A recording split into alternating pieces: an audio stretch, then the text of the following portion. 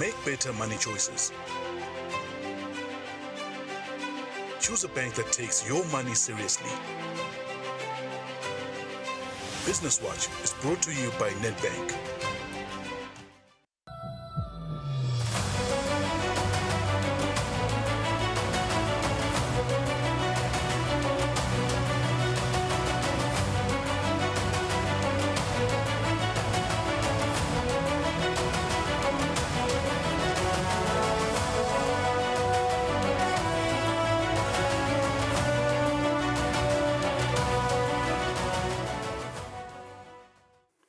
The clock just hit 2 p.m. It is Wednesday and time for yet another broadcast of Nedbank Business Watch right here on Eswatini TV. My name is Notile Sitole alongside Sifiso Ngumalo.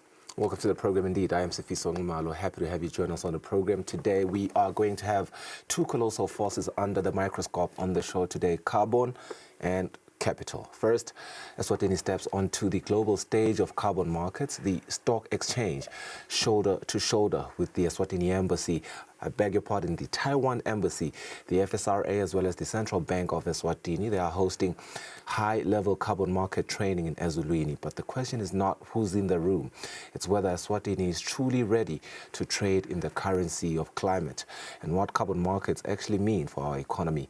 The chief executive of the Eswatini Stock Exchange, Simanga Mdluli, is here to explain. He's in studio with us, and shortly he'll occupy the very same chair that Notsile occupies right now. But also we will swivel to Washington, D.C., where here Africa in Washington is in attendance at the IMF and World Bank meetings, and Africa is demanding to be heard.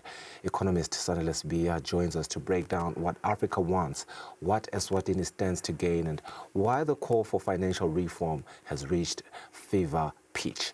Dr. Hanan Mozi of the United Nations Economic Commission for Africa is sounding the alarm. A broken quota system, an outdated SDR mechanism, and a debt burden climbing to 65% of GDP by next year. The continent is not asking for favors, it is asking for fairness. And certainly, carbon markets at home, global finance abroad. Two conversations, one reality. Eswatini cannot afford to sit on the sidelines, and you cannot afford to miss the show today, so stay with us. And later on the program, cyber criminals no longer force their way in, actually. They convince you to open the door. Every urgent email, every official phone call, every convincing message is designed to manipulate your emotions or spark curiosity. In one distracted moment, a click or response can compromise your identity and your money. As we mark Cybersecurity Awareness Month, we must understand that cyber safety is no longer about passwords alone. It is also about critical thinking and the courage to question everything. Nedbank's Business Information Security Officer Ngulego Ngumalo will unpack how social engineering thrives on human nature, though it can be defeated by human awareness. But first, let's get you up to speed with some of our business stories this afternoon. Digital helps you make cross-border payments. Human gives you global specialists. Digital allows you to apply for a loan anytime, anywhere. Human connects you to credit experts. Digital puts you in control of your money, while human connects you to wealth advisors. Digital allows you to freeze, unfreeze, cancel, and reorder your card. Human gives you that personal touch. Digital when you want it. Human when you need it. Get the complete private banking experience with Nedbank Private Clients.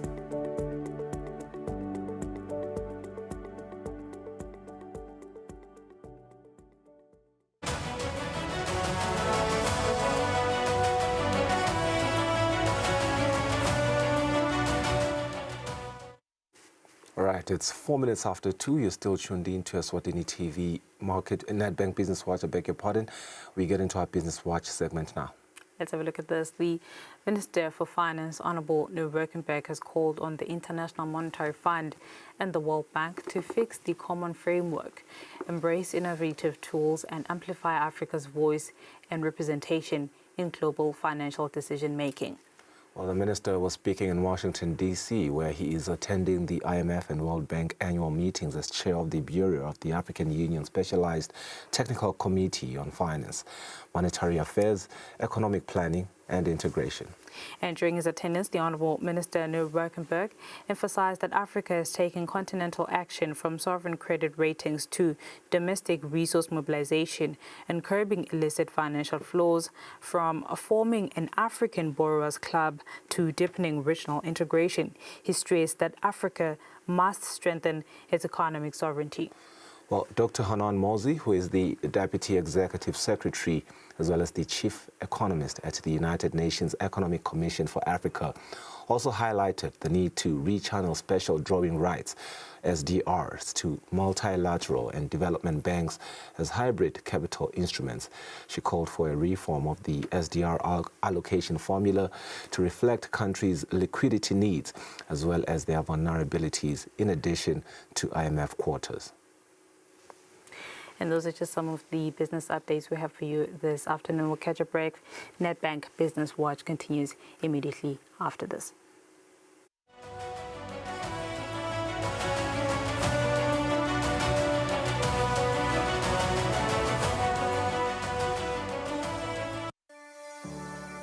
Eswatini TV has signed a code of conduct that is enforced by the Eswatini Communications Commission. We are committed to reporting news that is accurate, comment that is fair, and programming that does not amount to hate speech or the description of gratuitous violence or explicit sex.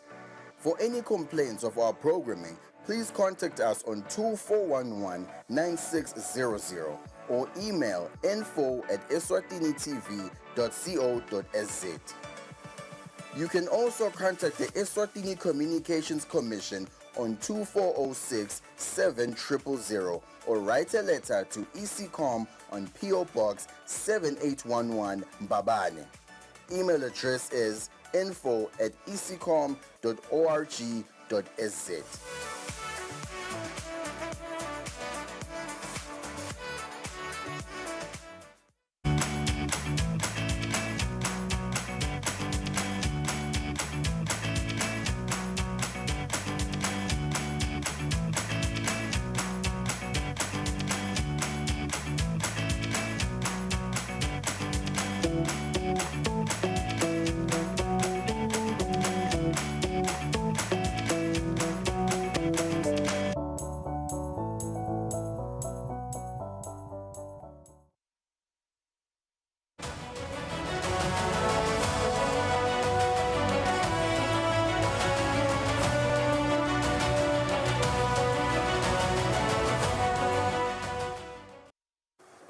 All right, welcome back. You're still watching Nedbank Business Watch. Our first discussion today, the Eswatini Stock Exchange, in collaboration with the Taiwan Embassy, the Financial Services Regulatory Authority, and the Central Bank of Eswatini, are hosting an exclusive market for carbon training market program at the Central Bank of Eswatini complex in Eswatini.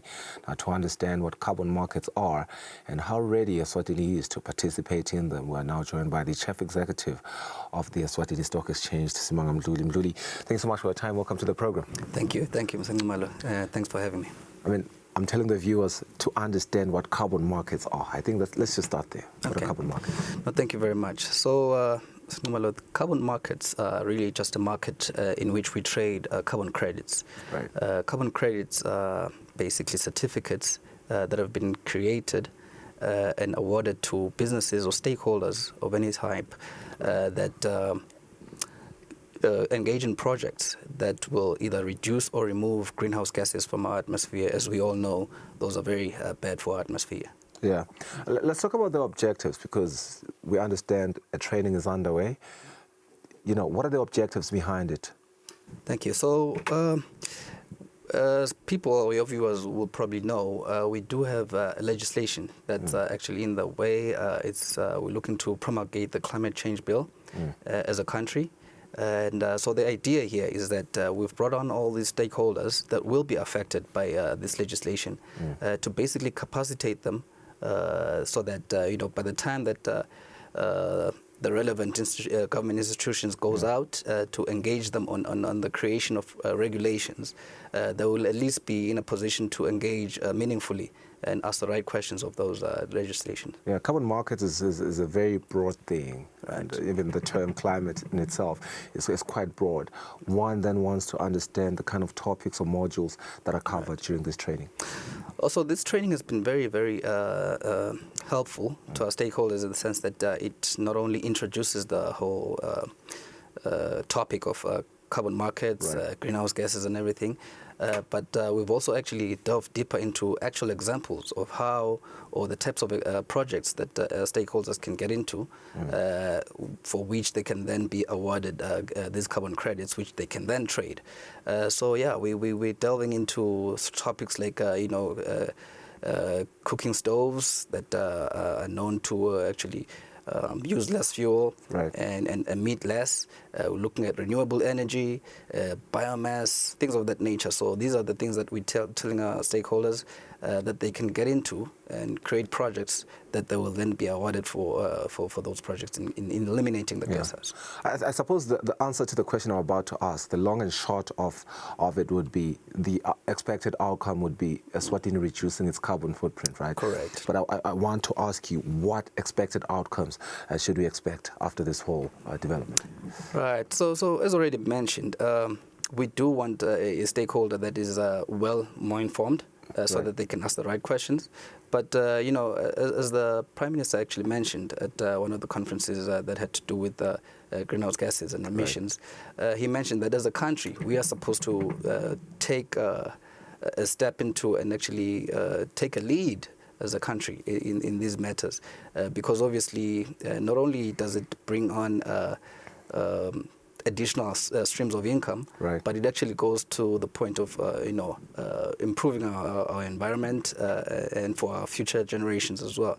So those are all the things that we're looking to get done, and those are the objectives really of these of these trainings. It's quite interesting because there's economic transformation that's going to happen, and it is happening. It's currently underway globally, and there's a lot of economy in this particular sector.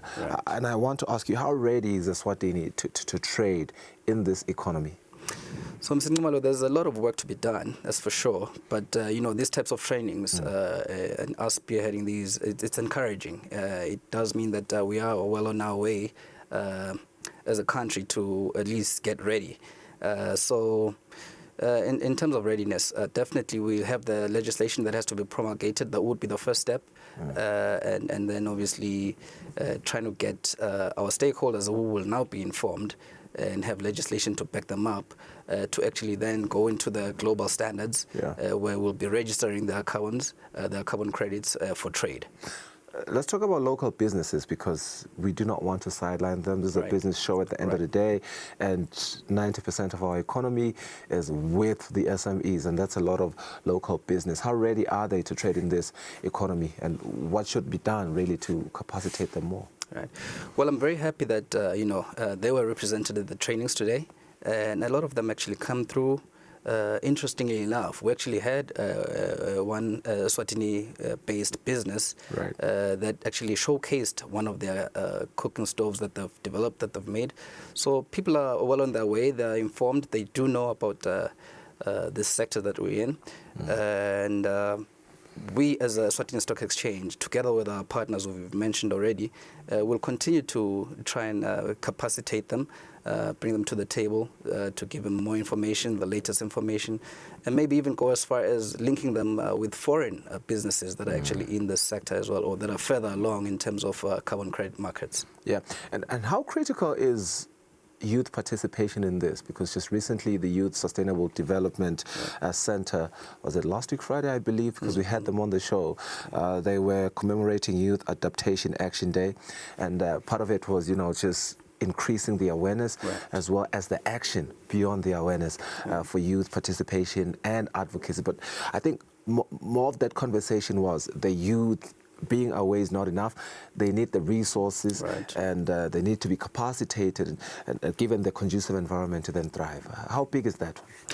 That's huge, Mr. Nkumalo, very huge. And I'm glad you asked the question because the youth, I mean, this is what we're doing this for. This is the future generations. We're talking about cleaning up the environment.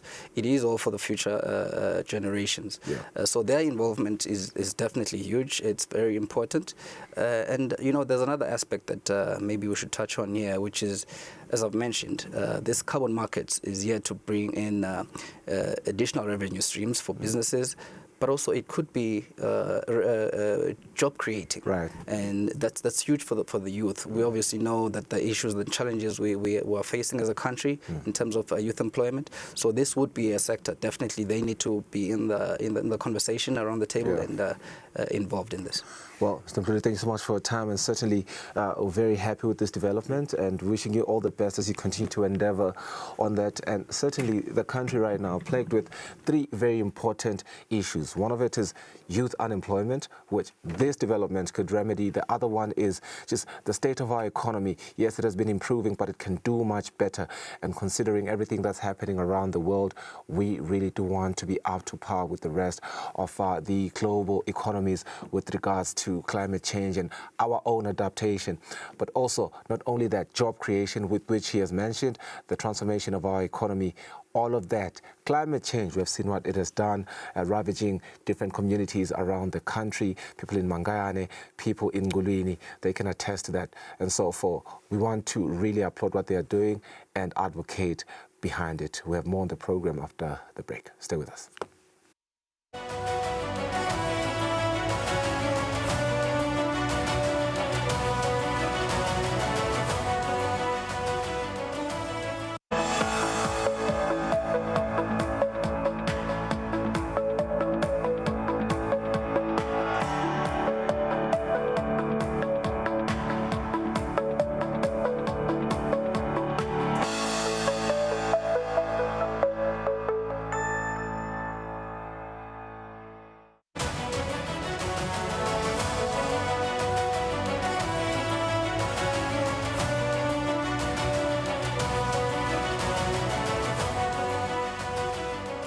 Welcome back. You are still watching Nedbank Business Watch. On to this now. In a world where a single click can compromise your identity, protecting yourself is no longer an option.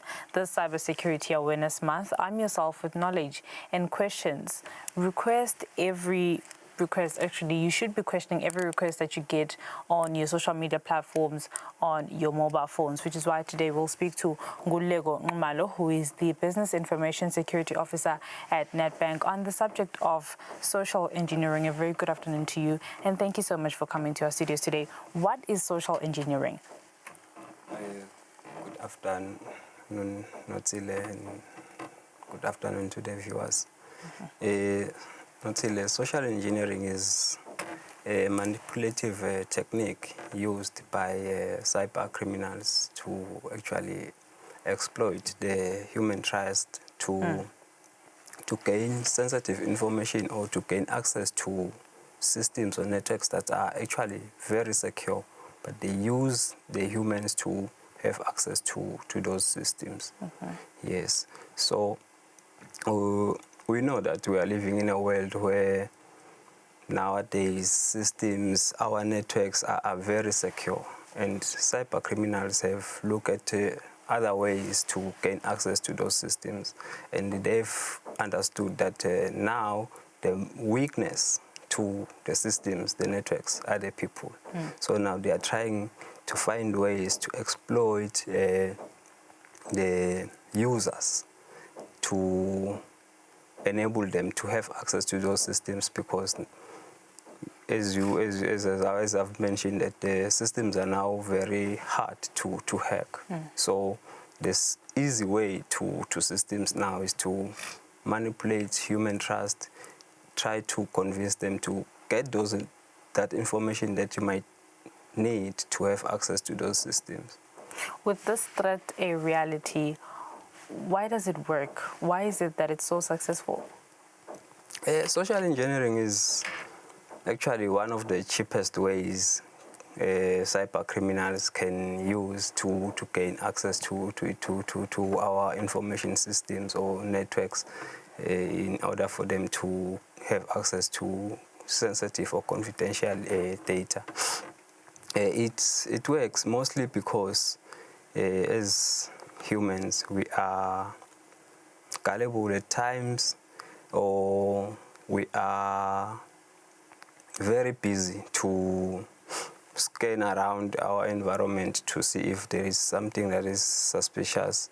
You might just let someone in through tailgating. Maybe you are coming through your office and you tap your card, and then someone asks you to come in with you. And because you are maybe empathic, you let them in. By so doing, you have let in a cyber criminal into your safety or safe space where they are actually restricted.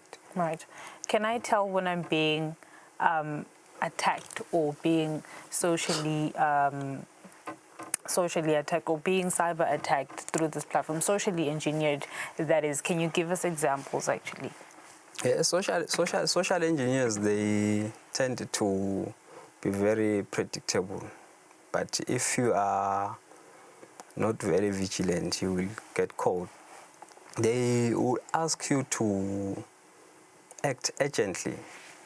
If you see a sense of urgency in the request, you should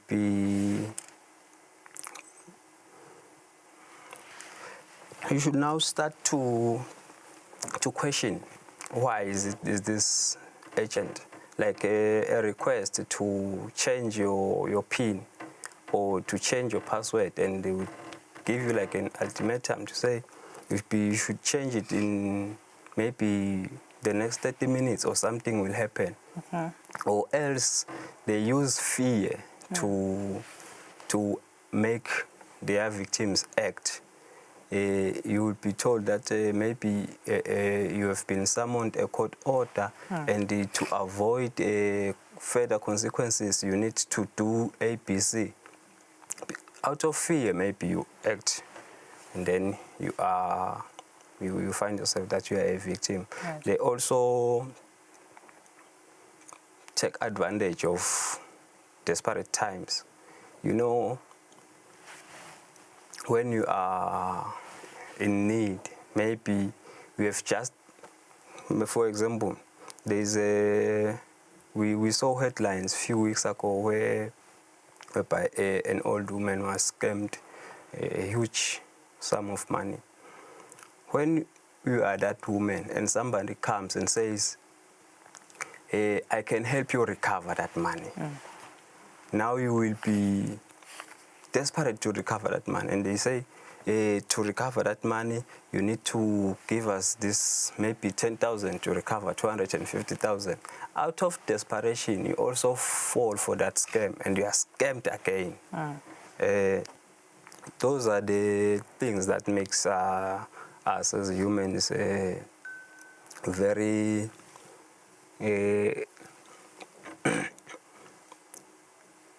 that makes us to be easy to scam, because as human we know that you are also empathic people. Right. Out of empathy, someone might ask you to give him or her your account. Somebody wants to deposit money into their account, and unfortunately they don't have an account, and they ask you to help them. Because we are empathic, you give them your account, right, and they deposit money. You find that money is coming from a source, or is coming from, is stolen somewhere. And when they trace now, they find that the money was sent into your account, and maybe those people who asked you to give them their accounts have now withdrawn the money from you. And when they are trying to trace, you find that you are now in trouble, because you were trying to be helpful. Yeah, and the other thing that can make us very, we find ourselves in trouble is because as humans we are curious beings. Naturally. Yeah, naturally we are very curious. You will find a USB sitting next to your computer, and out of curiosity you will want to see what's inside the USB. And the moment you plug it,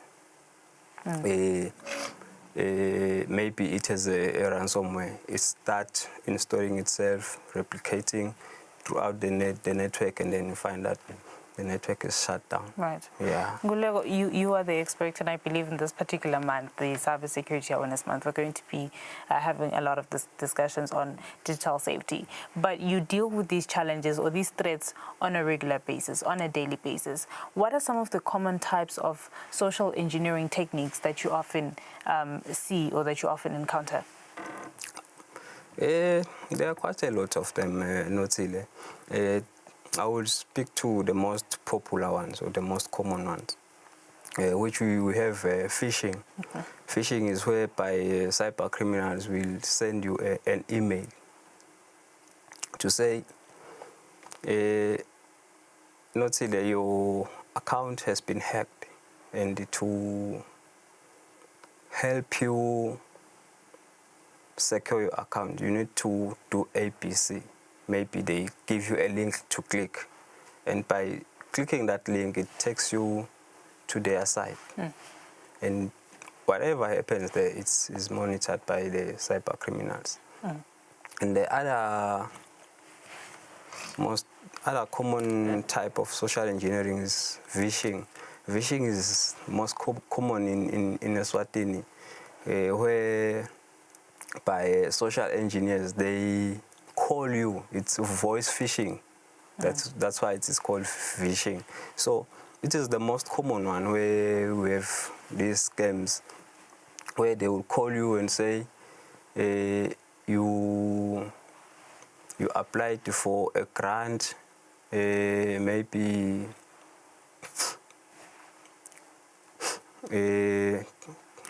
what was this? Maybe you have applied for poverty reduction, which is most trending these days. Yes, everybody wants to find yeah. And then you have to click on, or maybe you need to send us money so that you can jump the queue for the grant, you see. And in that call, they will then give you options to pay. And the most common one, we all know it. And then they start giving you the steps to follow. And in that way, you lose a big sum of money. Right. Yeah. And then another type of social engineering is smishing. Smishing, which is SMS phishing. That's why it is smishing, yeah. Okay. Whereby cyber criminals, they will use text messages to say, there is this link, or maybe they say you need to click this link to win an iPhone 17. And we also need to maybe send it to other people to also stand a better chance to win. And you, out of that the curiosity, I want to win, of course. Yes, you want to see, you want to try your luck, and then you click on that link. Right. You are gone. Send you to their site. Whatever you do there, you don't have control over it. They have control over everything. Right. They do whatever they want. There's also baiting. Baiting is whereby they will drop a USB. And out of curiosity, you will want to see what's inside there. Of course. And then you plug it. Right. By plugging it, as soon as you plug it, it starts installing ransomware in your computer. Right. And then whatever information that was there or systems, it takes them. Then you will have to pay a certain amount of money to gain back those files or systems. Unfortunately, you are not guaranteed that after paying, because they might say, give us 10,000 to get back your files. You pay 10,000. They say, no, we made a mistake, we want 20. You pay again, you keep on paying. So it is not guaranteed that paying ransom to cyber criminals, you will get back your information. Right. We also have tailgating. Tailgating is whereby you are getting into a secure place where you have to use maybe your biometric verification, or you have cards, you tap, and then someone who doesn't have access follows you and say maybe they are carrying something with potence, and now they can't maybe press with their thumb if you verify using your thumb, and they ask you to let them in out of sympathy or being a human being trying to be helpful. You see that person is you carrying heavy stuff with her potence, and then you try to be helpful and let them in. Find that we have led them into a restricted area. Right. For the purpose of this very informative and educational interview or discussion, rather, I'd like for you to speak to our viewers, Ngulego. How can social engineering be countered in our everyday individual digital interactions? What is it that we need to be cognizant of as we use our mobile devices, just as the regular person? Yeah, well, Notile, social engineering, as we have mentioned earlier, that is targeting the humans. So the more we make people aware of these techniques, it's one of the ways to fight against cyber criminals, because our systems are very secure. So the only way now to keep cyber criminals away from them is to educate the people, let people know that there are these kind of attacks, and if they get requests or they get offers that are too good to be true, and you get phone calls maybe from someone trying to be maybe your boss, you need to verify maybe you know your boss's number, and now you get a call from another number that you are not aware of. Can listen, but then try to call your boss with the number that you know to verify the information. Or maybe you are getting a call from someone pretending to be from the IT. You then need to also verify again through the right channels to say, I got a call from you guys earlier on to do ABC. Is it something that you really require me to do? Right. To try to verify if it was indeed a legitimate call. Yeah, and then again, what we need to do is to check if the request give you or sparks curiosity.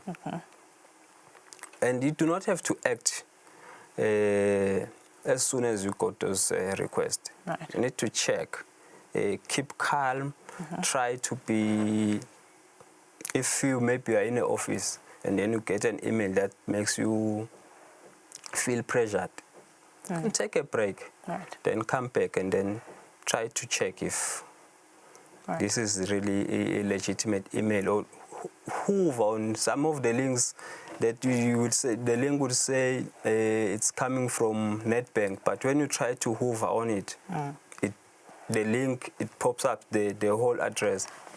It takes you to a very completely different site. So you need to check on those things. And you need to verify. You'll get calls pretending to be people from the bank, trying to get information from you. And you know there are things the bank will never ask you. For example, the bank will never ask you for your card details, your username or password. They will never ask for that kind of information. And if you get calls from people requesting you to share with them those kind of information, then you need to act and try to call the bank through the known channels to say, I got a call from you guys saying I have to do ABCD. Why would you want that?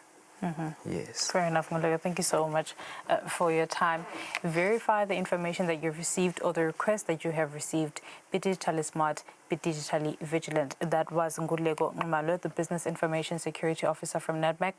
We were discussing social engineering this Cybersecurity Awareness Month. Stay tuned. The show continues after this.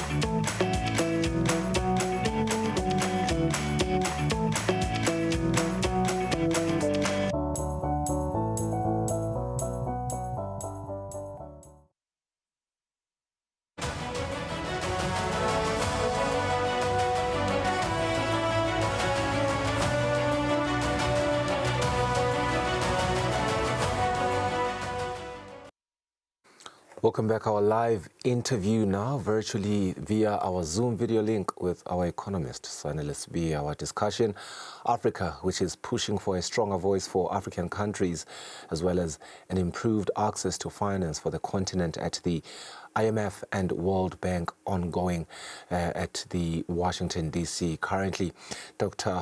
Hanan Mosey, who is the Deputy Executive Secretary, as well as the Chief Economist at the United Nations Economic Commission for Africa, has stated that there is an urgent need to reform the IMF quota system and the special drawing rights mechanism. She highlighted that Africa's debt levels are high, reaching 65% of GDP in 2025, which is a sharp increase from pre-2020 levels. What does Africa's economic position mean for Eswatini? We're now joined by economist Sanellis B, who is going to unpack the key requests that are being presented to the IMF and the World Bank. Thank you for your time, Mr. Sbia. You are joining us virtually, and I suppose the first question to you would sit on the assertion by Dr. Hanan Mosey, which is the review of the quota system. Is it something that could really remedy the ongoing situation, which has, of course, seen Africa's debt levels at its highest when compared to 2020 levels?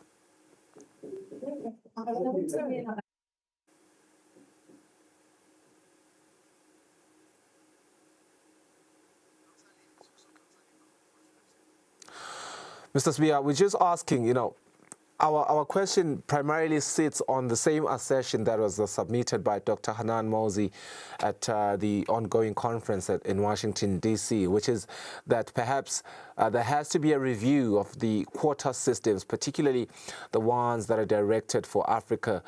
She makes the request, the observation that our quota levels right now, or rather our debt levels, are at their highest when compared to those of 2020. Could a review of quota systems be the perfect solution to what is currently ongoing here? Thank you, Mr. Ngumalo. I think, those assertions come at the right time.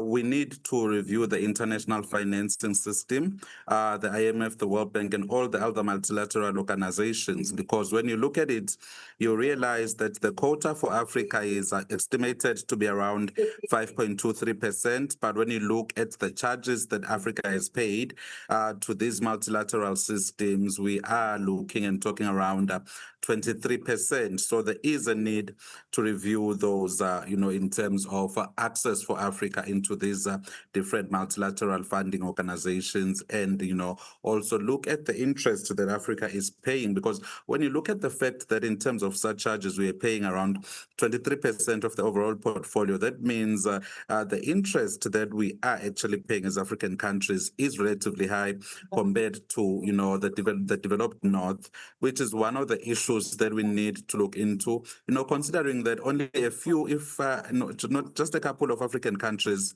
have actually gone into sovereign default, but all the other African countries are paying their debt and they're paying it on time. So it just boggles the mind why then Africa still continues to pay these high interest rates and these charges. So there is a need to reconfigure the international financing landscape and ensure that Africa gets a seat on the board, Mr. Ngumalo, so that when these decisions are being made, we are on the table. Now, quoting on the welcome remarks by His Excellency Neil Reichenberg, who is, of course, our Minister of Finance here in Eswatini, but he also chairs the Bureau of the African Union, STC on Finance, Monetary Affairs, Economic Planning, as well as Integration. He submits his first assertion there. He says, first, we are taking decisive continental action from sovereign credit rating to domestic resource mobilization and curbing illicit financial flows. From an African Borrowers Club to deepening regional integration. Our call is clear. We must strengthen Africa's economic sovereignty. How critical is that, and is enough being done there? No, that's quite critical, and we need to do more as a region to ensure that we are mobilizing domestically. If you remember last year during the spring meeting, the IMF World Bank spring meetings, we were actually talking about, restructuring our debt to be, denominated in rands. So we do need to do quite a lot, and we do need to increase that intra-Africa borrowing and actually make sure that we get debt that won't have much of what you would call your, what's it called, your exchange rate, impacts, but we just want to focus on your interest rate impacts. And we've seen quite a number of countries, Eswatini included, and also if you look at Ivory Coast, we've seen African countries going into the stock markets and mobilizing as far as Europe. Eswatini's bond is listed within the Johannesburg Stock Exchange, and I think Ivory Coast and Ghana in them, they have listed in the European Central Banks, but we are seeing quite a huge listing in our African stock markets where we're mobilizing money within the region. And another thing that we need to ensure that we are doing is, stopping those leakages in terms of taxes. If you look at how much the entire of Africa is losing towards those tax leakages, that means we need to plug the gaps in Africa and ensure that we are mobilizing domestically within each country to ensure that we are able to finance our own spending domestically. So we need much broader reforms, not just in the international financing landscape, but also within our domestic resource mobilization landscape, Norman. And as we do everything that we have to do in fixing our laundry domestically or regionally and continentally, if you were, one thing remains critical is that the global reforms still have to happen. Minister Neil submits here that we demand fundamental global reforms. And the message to G20, to the IMF, as well as the World Bank is unequivocal. He says that they must fix the common framework, embrace innovative tools, and amplify Africa's voice and representation. And I want us to just step back a little bit and look at what happened at the United Nations General Assembly. I think the call to increasing and amplifying Africa's voice and representation was, I think, every African leader emphasized on that. How critical is that going to be in this particular discussion? I'll take you back to, I think, 2 years ago, Mr. Ngumalo. You remember when President Ruto of Kenya and, President Ramaphosa of South Africa came and said we need to reconfigure the World Bank and the IMF architecture. So these reforms are quite critical, Ngumalo, because as we've stated earlier on, Africa is actually a big borrower, and Africa has proven over time that the risks that you would associate with that high interest are basically non-existent. That the risk of default by African countries is relatively low. So there is quite a critical need to actually amplify Africa's Africa's voice. If you look at the setup of the World Bank and your IMFs, not even one African country has a seat on those boards. There isn't even one person from Africa on those boards. If you look at, the UN General Assembly, I think that's where they were coming from, that, if you look at that Security Council, not even one African country has a voice in that. So it's an issue where you have decisions about Africa being made by a board that consists only of Europeans, Americans, and Asians.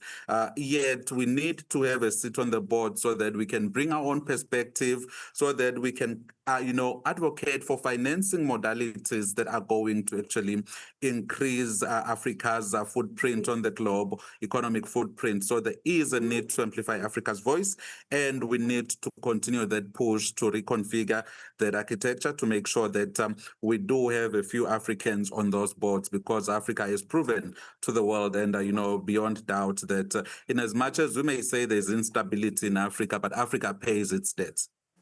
I want us to look quickly over these, key asks as well as reform proposals by Dr. Hanan Mosi. Consolidated ones, if you will, pressing needs amid challenging environment. And the first one here is under the urgent needs is high debt levels, which is, of course, the indebtedness that Africa continues to go through, one that we have discussed already. But now, to give perspective there, total public debt at 65% of GDP in Africa as of 2025. That is vastly over pre-2020. But another one, liquidity squeezes. And this one is very concerning because they highlight $89 billion external debt servicing wall Africa facing in 2025. And then there's the cost of finance, where Africa sovereign Eurobond yields averaged 12% to 14% in the last 2 years, with debt service at 19% and 23% of service. And I wonder, it's not even a question of I wonder. We can already see how Eswatini is squeezed into this whole doldrum. And I wonder how much stake we have as Eswatini and how big our voice is and what reforms we need just as our, little tiny kingdom here. Thank you, Numalo. So overall, Africa is heavily indebted, which is why we need to look into that entire debt architecture. And if you talk of around 85% of GDP across Africa, now that's actually a mammoth of debt that Africa needs to somehow restructure and actually push forward. But one thing that we've got to look into here, Mr. Numalo, are the nuances around the debt servicing costs and also around the interest payments there. And when you look at the Euro bond curve yield, that actually shows that African countries end up paying more interest even in open markets. And what that then does is it crowds out the investment that we need to, invest in the infrastructure, invest in education and other sectors so that Africa can truly develop and Africa can truly grow. So we do need to think around those issues. And then in terms of Eswatini's voice, every country purportedly within the Bretton Woods institution infrastructure, we often have a voice. But one thing we've also always said about Africa is, as individuals, our voices do not matter much. Because also, if you look at the addition of South Africa into the G20, one would say it's more monumental because we've had the likes of President Trump doubting if they're going to even go to South Africa because of the white genocide. So you do have somewhat of a seat in the table, but you are not yet a member of the group. So what Africa needs to do is to advocate as a unit and as a bloc, where we're saying we want a seat in the table as a bloc. But when you look at what we then do as a countries, it becomes a bit tedious and we don't have much bargaining power. But as a continent, we do have. But in terms of, Eswatini's management of those debt dynamics, if you realize, Eswatini has always maintained a debt level below 40%. It's only right now that we are seeing those debt levels, escalating to just a bit above 40%. What that then tells the entire global north is Eswatini is a cautious country that manages its debt very well.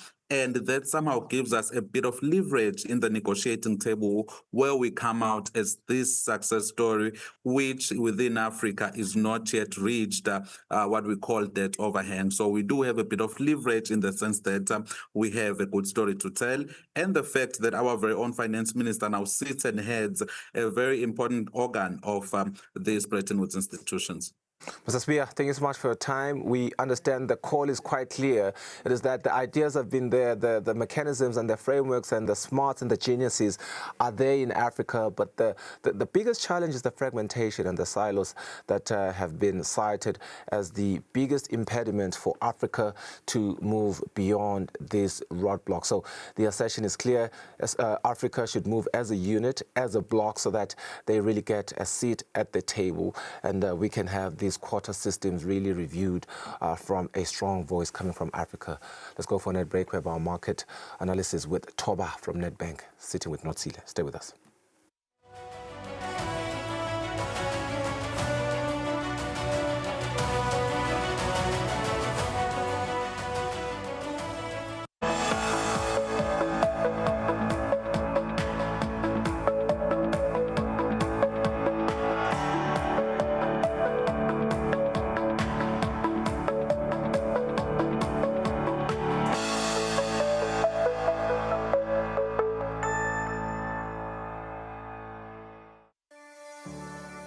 Eswatini TV has signed a code of conduct that is enforced by the Eswatini Communications Commission. We are committed to reporting news that is accurate, comment that is fair, and programming that does not amount to hate speech or the description of gratuitous violence or explicit sex. For any complaints of our programming, please contact us on 2411-9600 or email info@eswatinitv.co.za. You can also contact the Eswatini Communications Commission on 2406-7000 or write a letter to ECCOM on PO Box 7811 Mbabane. Email address is info@ecom.org.sz.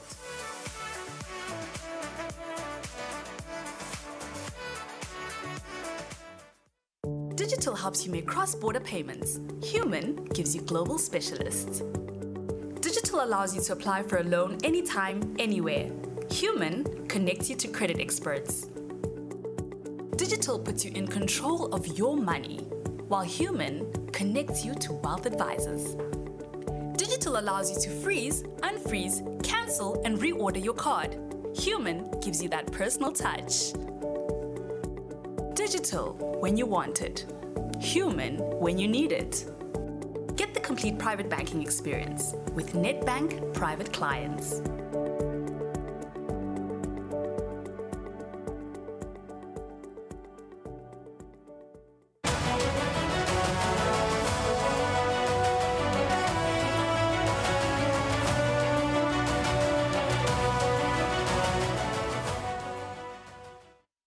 Welcome back. You're still watching Nedbank Business Watch. Now for our market analysis segment, Toba Kamete, the Treasury Sales Manager, joins me in studio. Very good afternoon to you and thank you so much for coming through. We do have the US-China trade conflict ramping up again. How could we see that, confrontation? How could we see it playing out when it comes to global markets? Good afternoon, Notsile, and thank you for having me. So yes, we continue to see tensions between the two major currencies, major economies. So we continue to see tit for tat tariffs being thrown around between the two, with port tariffs being the latest. And that is sort of, creating uncertainty in the global market, and that these are two economies that drive basically the world economy. So when there is that uncertainty between the two of them, it creates a bit of tension and uneasiness amongst investors. Right. Now, while we stick with the US, we do have the Morgan Stanley quarter 3 performance earnings report, actually, that's expected to be coming out soon. Exactly what could the results signal, about a broader tipping point perhaps for U.S. financial sector returns? So the market is sort of expecting a good third quarter performance for Goldman Sachs, as well as that is based on what we've seen. On Morgan Stanley. That is what we've seen from other financial institutions, big banks in the US that have reported their earnings already. We're expecting that to sort of round up today with Morgan Stanley and the Bank of America, and both are expected to perform quite well, and we expect that to sort of push up the price of the S&P 500 index and US equities as a whole. Perhaps we could look at the numbers starting off with currencies. South African rand is gaining ground on betting of the US Fed rate cuts. How are we looking? How could we, emerging markets, currencies actually leverage on this wind?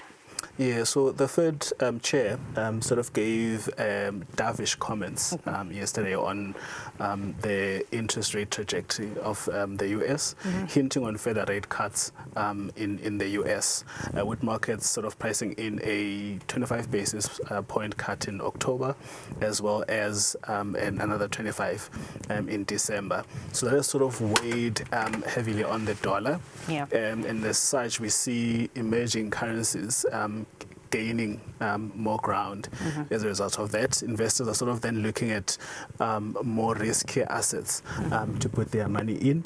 As you can see, the rand has strengthened against major currencies, 17.3 against the US dollar, 20.12 against the euro, and 23.12 as well against the pound. Right, moving on, we're going to look at commodities. We do have gold that's been performing relatively well quite late. Perhaps you could give us your prediction. Can we see it go? In fact, it's already above the 4,200 US dollars per ounce, but just how much higher can it go? Okay. So gold is performing quite well, and not so long ago that 4,000 was actually a projection, but we've seen it come to pass, recording levels of 4,217 actually today, record levels that we have not seen before. The market is sort of anticipating to see that continuing with the economic factors that we continue to see, the prolongation of the U.S. government suspension. We're looking at the tensions between China and the U.S. And other geopolitical and economical tensions that we continue to see in the global market. Right.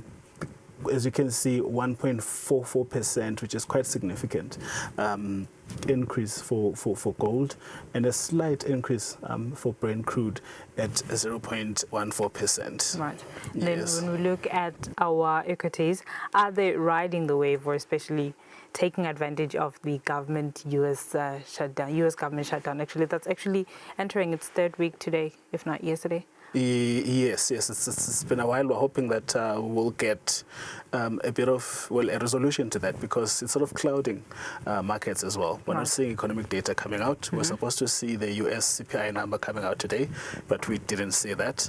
Hopefully we'll get to see a view of that next week. But to your question, so equities are doing quite well. It's a number of factors, that being one of them. But the second one is the dovish stance of the Fed in terms of rates, saying that they'll be cutting rates. So if rates are going down, then investors look at riskier or higher yielding solutions or investment opportunities to put their money in. Right. They then look at the equities. As we've discussed, that they're doing quite well because of the financial sector, because of the AI chip makers, which are also reporting quite good numbers. Right. Right, fair enough. Toba, thank you so much for your insights. That was Toba Kameta, Treasury Sales Manager at Nedbank, filling us in on what's actually shaping trading or markets today. Otherwise, this has been Market View, Nedbank Business Watch, rather, my apologies. Until the next edition, thank you so much for staying with us. Bye. Make better money choices. Choose a bank that takes your money seriously. Business Watch was brought to you by Nedbank.